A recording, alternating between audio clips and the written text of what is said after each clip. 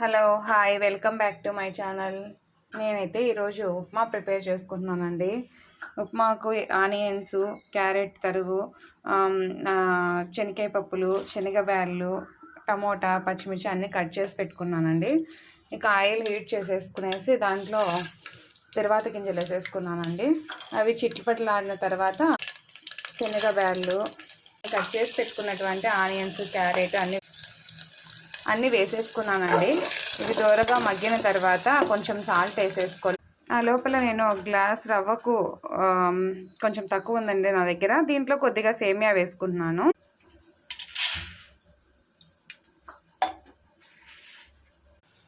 దీనిలో టమోటాలు వేసుకొని కలిపెట్టుకొని మగ్గబెట్టుకుంటున్నానండి. 1కి 2 వాటర్ వేసుకుంటున్నానండి. ఎసురు బాగా తెల్లనిచ్చినాక ఉప్మా రవ్వ వేసుకోవాలండి. ఉప్మా రవ్వ వేసుకొని ఉండలు లేకుండా కలిపుకుంటూ సిమ్లో